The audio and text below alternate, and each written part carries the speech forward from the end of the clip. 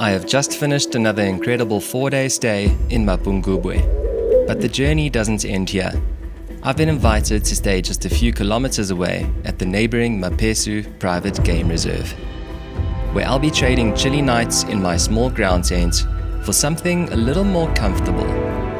I have absolutely no idea what to expect over the next 4 days, and that's perfect, because the story is never written, it's discovered.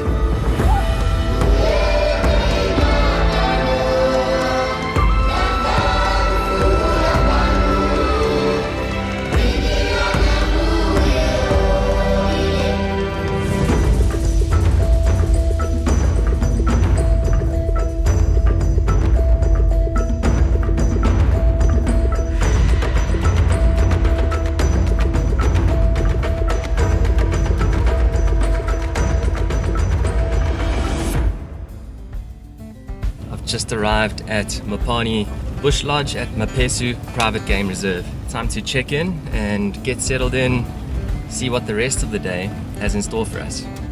I've been checked into Zebra Room. This place has taken me by surprise. Let's have a look. I'm not used to this kind of comforts in the bush, but after 4 cold and dusty nights at Mazo campsite, this was a welcome sight. Mopani Bush Lodge is a luxury 4-star safari lodge nestled in the heart of the vibrant Mopani bushveld. The words that come to mind are simple, rustic, but elegant.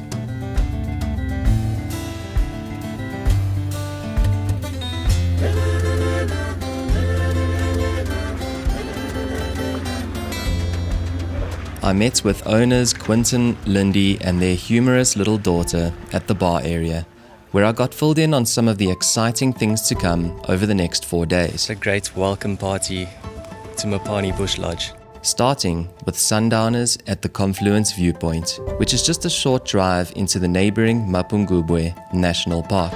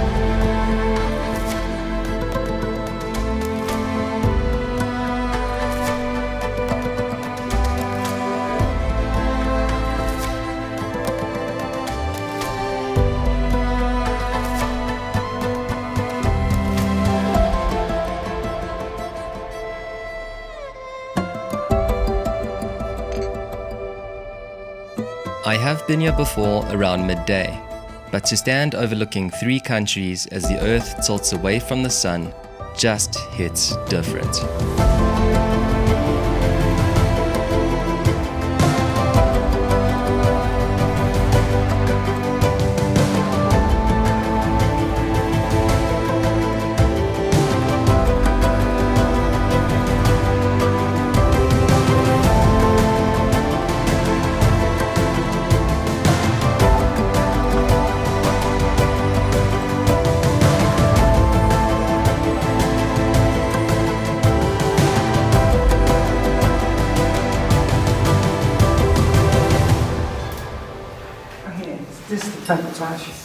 It's actually a nice story because the profit of this wine, it goes to conservation of the wild oak. The theme of meeting extremely kind people in the Limpopo Valley continues. From the arrival to the sunset to a meal by the fire, the welcome has been warm in every way. By the sounds of things, the next 4 days will be filled with new experiences, starting tomorrow morning with a glimpse into the past.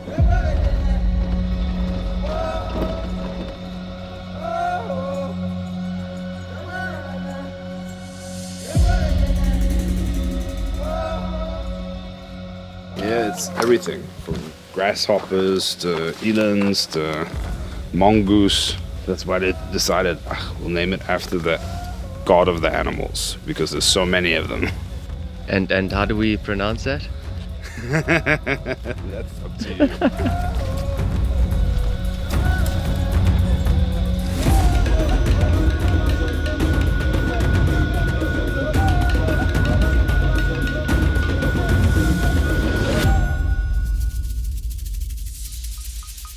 All across this valley, there's paintings. The place we're going to now is really an exceptional collection of paintings, but they really spread everywhere. They're saying that the oldest ones that are here are like 12,000 years, but in general, most of them are 2,000.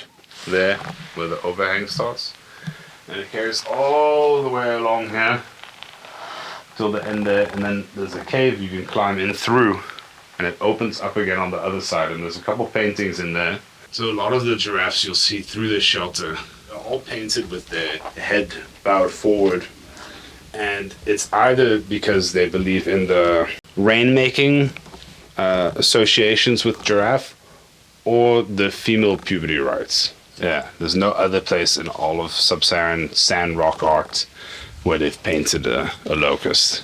You can imagine this area can get so dry sometimes, and it would have been one of the few available food sources that would have been available still. See a whole group of men standing in a row, and what they would do during the trance dance is they would make a really big hot fire. They would all gather around this fire and they would dance up and down for hours and hours, and they wouldn't drink any water. They might have been smoking something, but eventually they would get so dehydrated that they would start getting cramps in their stomach. They would start bleeding from their nose, and then eventually they would pass out and they would go into this other dimension. So that's why you'll see these images here. It's the same, it's a similar group of people all dancing, and you can see they're starting to bend towards this side. And here you have a very long, elongated painting. So what was happening is they believed that there was a central power point inside their body called their num. And this num is very similar to what in Asian cultures you've got chi, and it's their power point in their body. They were feeling that their num was being activated and they were going into the spiritual realm. And the goal of their arrows was not to create massive tissue damage. They were always laced with a poison. And then this poison would work over a long period of time, and then they would track that animal as the poison was taking effect for hours. You know, some of these animals, they would have to track the entire day. That's why they're such expert trackers. But what eventually would happen with that animal is it would start bending over, it would start bleeding from the nose, it would go lie under a tree, and then they would thank the animal for sustaining them and end its life. And they felt that when they were doing their trance dance, the same was happening to them. It's really a drawing of a San person killing the hippo, but becoming the hippo in this other field. And the hippo would have been related to rainmaking, water, all these things that are important to life to sustain out here in this dry environment. But you gotta remember, we were talking about how this area has been so significant across so many different cultures. It's the Bantus, it's the San, it's the Khoikhoi, it's the Europeans. We've all been here at some stage. To be able to get a window into thousands of years ago, into the San people, the Khoikhoi, how they connected with the spiritual realm, what their beliefs were and what was important to them. There was a few moments there where Quentin was talking and I just got goosebumps and almost got tears in my eyes, just because you really do connect with a very important piece of history here. It's just a strange feeling. I highly recommend you come here for yourself, feel it for yourself. Thanks for that experience. I will never forget it. It's a pleasure.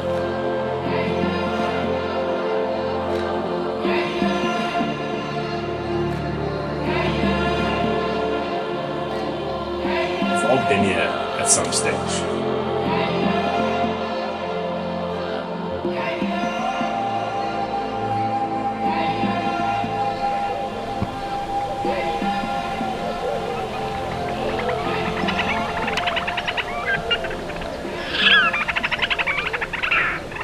We had some time to see some of the local bird life on the way back to the lodge, where I enjoyed breakfast and some downtime before the afternoon's activities. Alright, so we have just left for a short afternoon game drive. We're just gonna go with the flow and see what we see before a bush dinner and maybe even a night drive later on, which should be interesting. On the road, I've been away for far too long, but now I'm on my way back home. I hear the west winds calling out my name. They're telling me to head your way, down your road and past your gates. Keep your eyes on the horizon. I was looking to belong when I'd already found my home.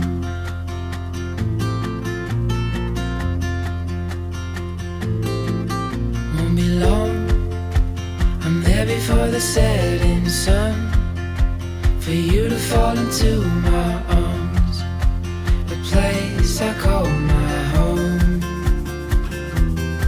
I was looking to belong when I already found my home.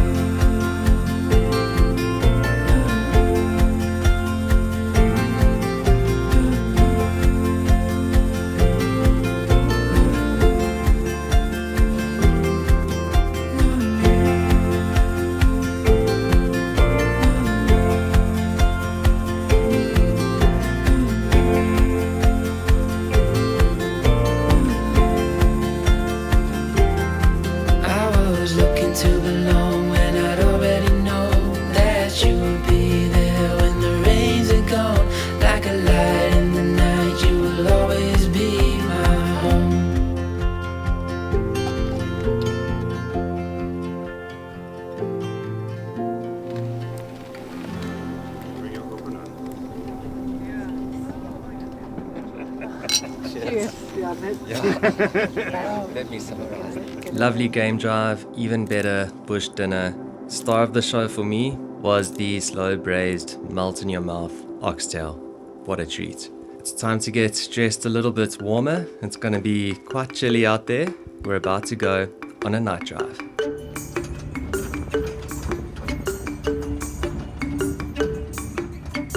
But mainly you'll see like tortoises and small little mammals coming to chew on it. And what's quite amazing is like a giraffe during the winter time, like now this time of the year, it's called osteophagy, what means that it's a calcium intake what they need per winter time.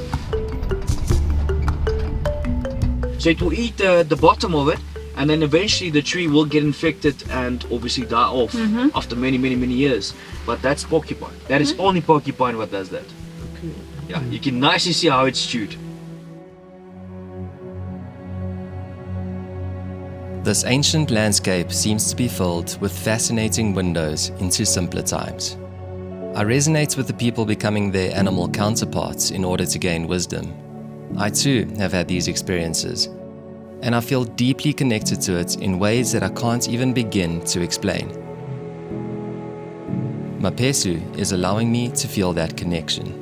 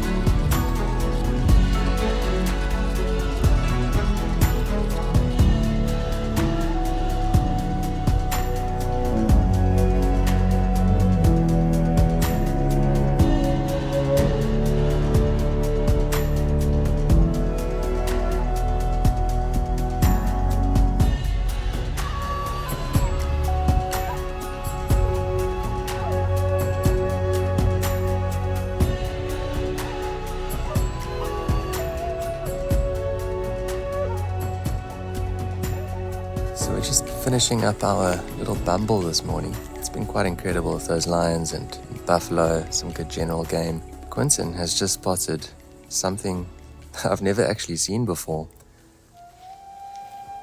A feather from a Kori bustard. How massive is that? Quite impressive, but it makes sense with it being the heaviest flying bird around these parts. Wow. I am seriously looking forward to this. An enriching visit to the UNESCO Mapungubwe World Heritage Site, which holds important evidence of Southern Africa's very first kingdom, ruling between 900 and 1300 AD.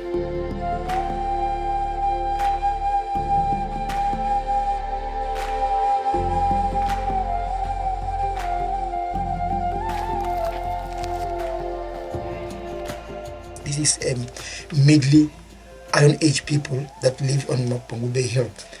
But their lifestyle was different from any other site in South Africa, according to the university, depending on the discoveries they made here.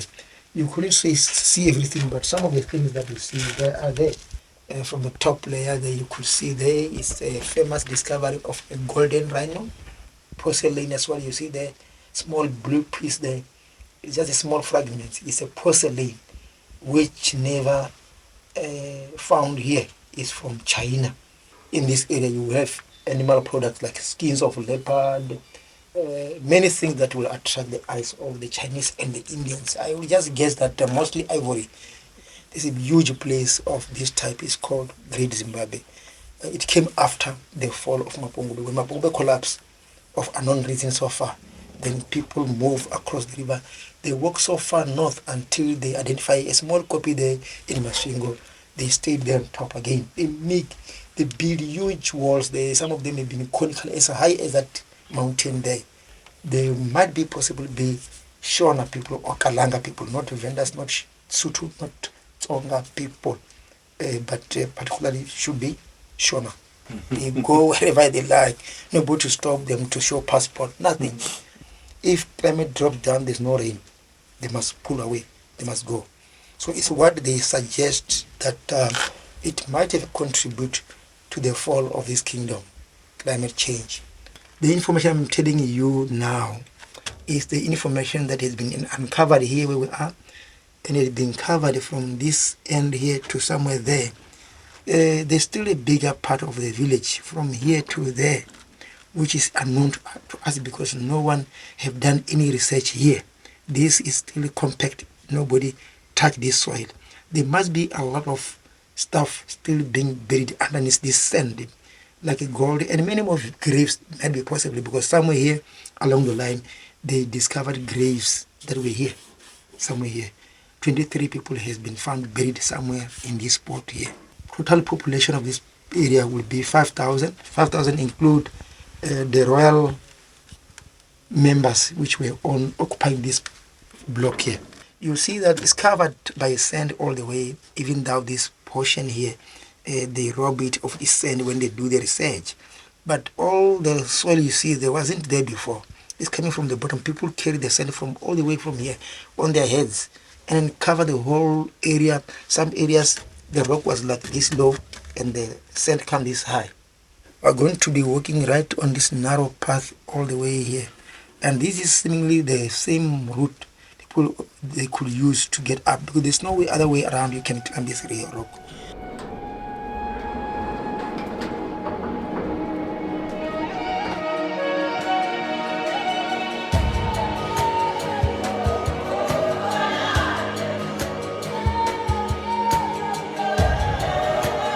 That's where they squeeze in a piece of wood like this into the rock so that it becomes easier for them to climb all the way to the top. So that will be the way where they came in here carrying those containers, clay pots carrying sand all the way down there.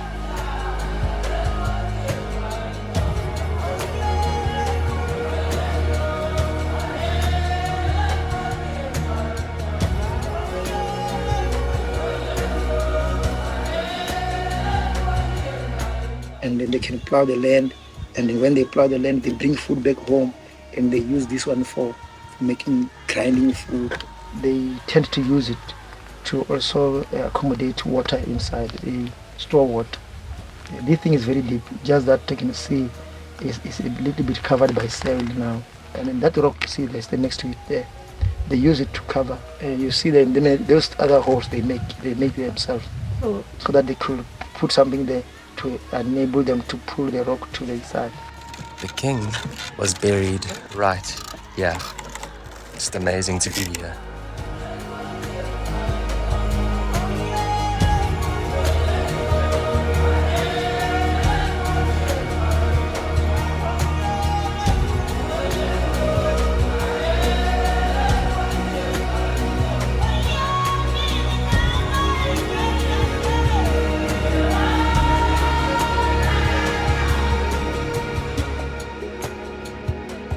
These visits between Mapesu and Mapungubwe have been seamless, allowing for a truly holistic experience.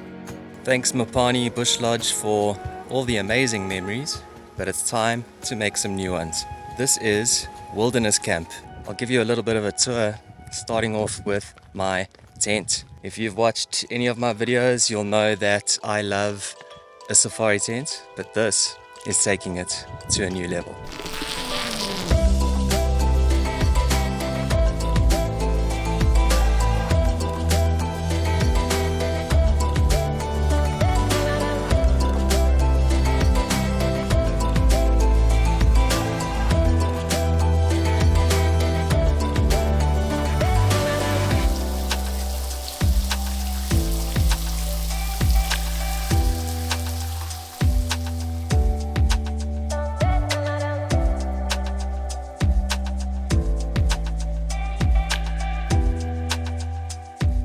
Not the worst view either. Let me show you the rest of the camp. I'm very excited to be here, firstly because it's unfenced, so that just brings a whole bunch of potential here.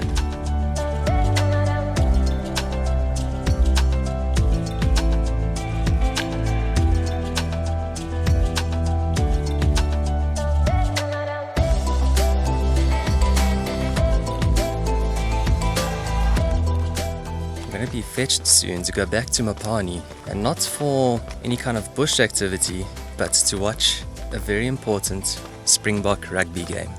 Come on, Boka.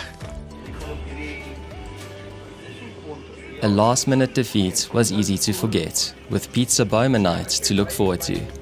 It was delicious.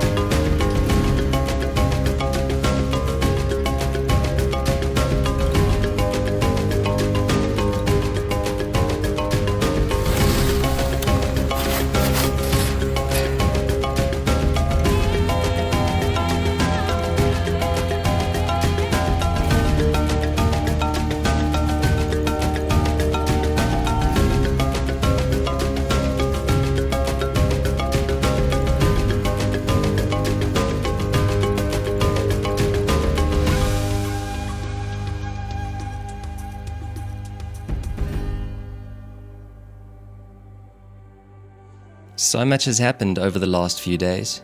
It all feels like a blur. But the little moments in between are what's standing out clearly. And waking up to this pastel-colored sky is definitely one of them. It feels like I've hardly just met this place and just starting to get to know it. But this morning we are going looking for cheetahs. From there we will be heading to Luca Lodge and finishing off this amazing journey in style.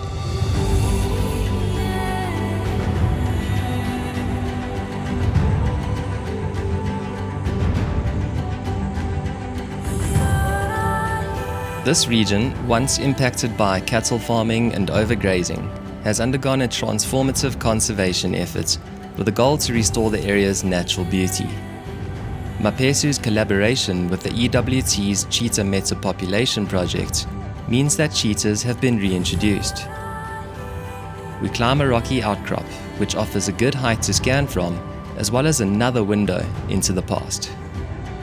Here's a couple of the items we found here. So these are pottery shards. This is an arrow tip. Wow. You can still see the little flange on there. And these are broken bits of blue beads. I think there's even an intact little bead here. That would have been traded initially with the Chinese and the Indians and the Persians in exchange for ivory and whatever they would have found in these parts. And this big stone that it's all lying on top of is a big grinding stone that's obviously split with time, around the time of Mzilikazi. His name means the Great River of Blood.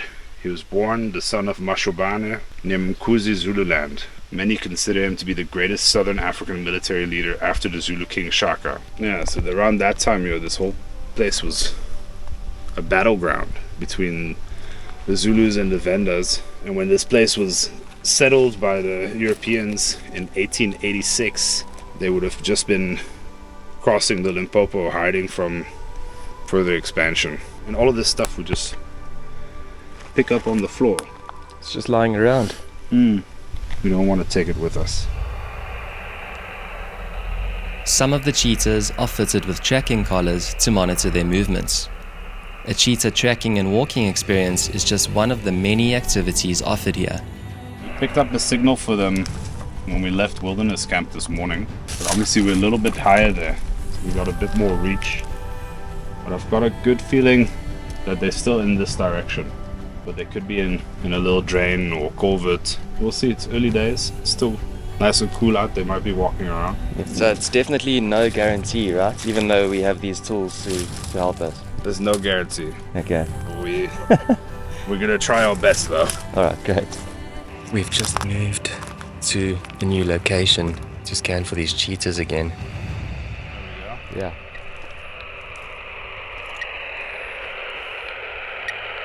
You hear the cheetah males are in that direction. That sounds promising.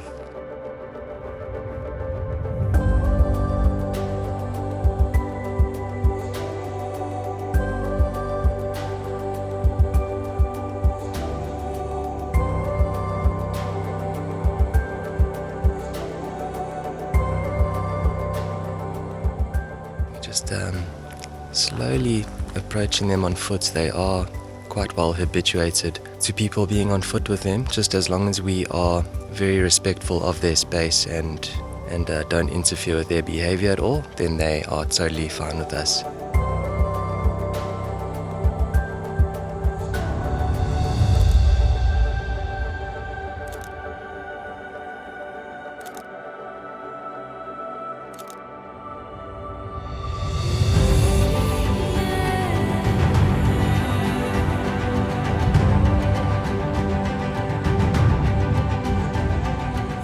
So these cheetahs are very much wild, right? Yes, they're completely wild. They were never hand raised, they were never fed. We don't touch them, we don't feed them. They've never been captive. They've always just been wild cheetah. They've just become used to our presence.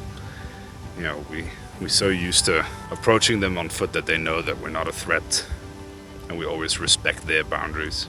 We left the cheetahs to enjoy the morning sunshine and stopped off to appreciate the biggest baobab tree I have ever had the privilege of seeing. I think this video is definitely never going to do the size of this baobab any justice at all. There's some perspective for you, and Quinton's not the smallest guy either.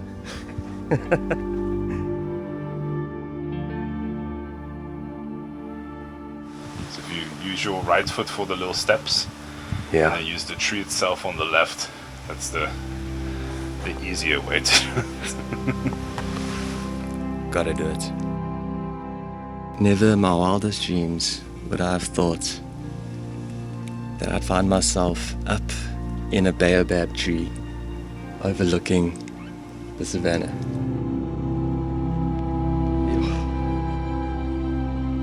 This baobab tree is at least 1,000 years old. Can you just imagine the things that this tree has seen? I was so overwhelmed. I forgot my camera here at the base of it. That's an experience I'll never forget. Last week in Mapungubwe, I spoke about feeling small in this universe. This was one of those moments.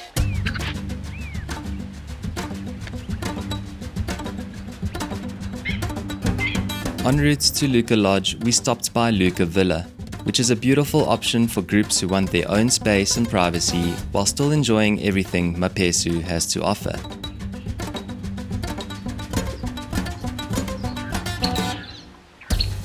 But I'll be spending my final night at Luca Lodge, which is nestled deep in the Limpopo Valley on a ridge overlooking a seasonal floodplain. I was able to watch a variety of wildlife visiting the waterhole below from the comfort of my own room.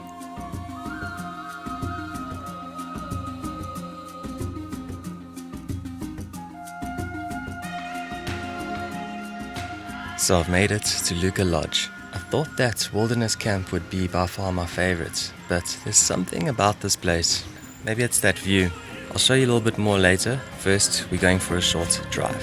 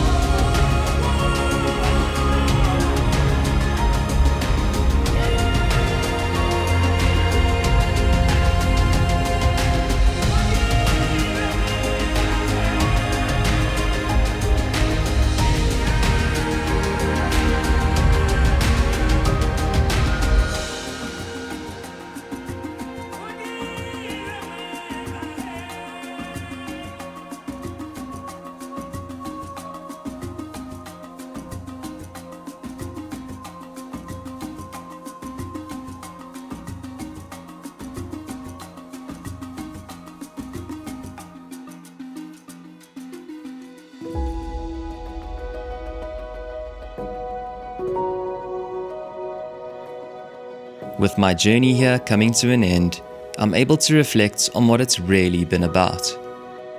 Yes, the food and wine has been delicious, the lodges and camps tranquil, and the sightings memorable.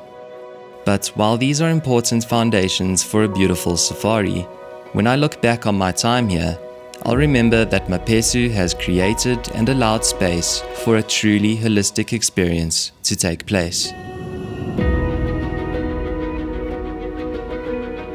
One where the little moments become landmarks in my memory of this journey. Where stories from hundreds of years ago are just as important as locking eyes with a lion today. Where conservation is a topic understood through tangible experiences. Where ancient baobabs welcome you into their branches just as the people here do.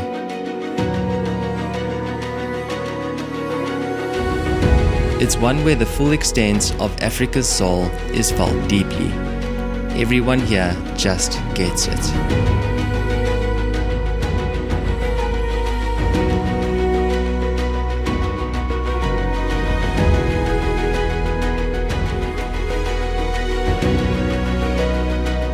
In the bigger picture, the warm African sun has only just risen here at Mapesu Private Game Reserve, and from what I can tell, it promises to be an unforgettable day.